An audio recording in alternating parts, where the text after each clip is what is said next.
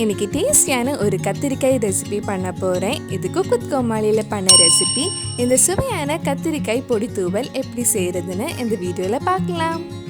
ஒரு பேனில் 1 table spoon கடலைப்பருப்பு, 1 டேபிள் ஸ்பூன் மல்லி, 1/4 டீஸ்பூன் வெந்தயம், 5 காஞ்ச மிளகாய் சேர்த்து கொஞ்சம் நேரம் வறுக்கலாம்.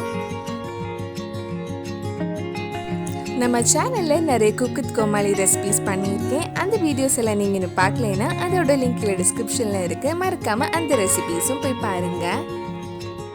வறுத்ததுக்கு அப்புறம் கொஞ்சம் நேரம் ஆறட்டும். அதுக்குள்ளே நம்ம கத்திரிக்காய் வேக வைக்கலாம். ஒரு கடாயில் கொஞ்சம் நல்லெண்ணெய் ஊற்றி அதில் கொஞ்சம் கடுகு, 1 டீஸ்பூன் உளுந்தம்பருப்பு, கொஞ்சம் கருவேப்பிலையும் போட்டிருக்கேன். இது கொஞ்சம் வதக்கினதுக்கு அப்புறம் நம்ம கத்திரிக்காய் போட்டு வேக வைக்கலாம். நான் இன்னைக்கு 1/4 கிலோ கத்திரிக்காய் எடுத்திருக்கேன். கத்திரிக்காய் 2 நிமிஷம் வதக்கினதுக்கு அப்புறம் இதில் 1/4 டீஸ்பூன் மஞ்சள் பொடி, தேவையான அளவு உப்பு போட்டு வேக வைக்கலாம்.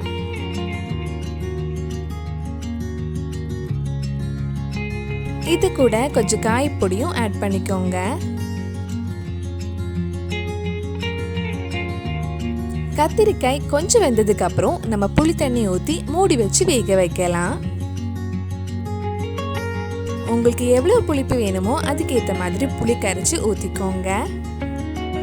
ஒரு வாட்டி மிக்ஸ் பண்ணிட்டு மூடி வச்சு வேக வச்சிருங்க.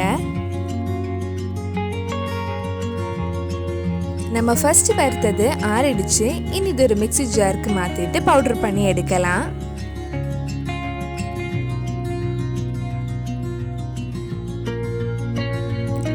கத்திரிக்காய் நல்லா வெந்துடுச்சு. இனி நம்ம பவுடர் பண்ண மசாலா இதில் போட்டு மிக்ஸ் பண்ணால் நம்ம சுவையான கத்திரிக்காய் பொடி தூவல் ரெடி ஆயிடும்.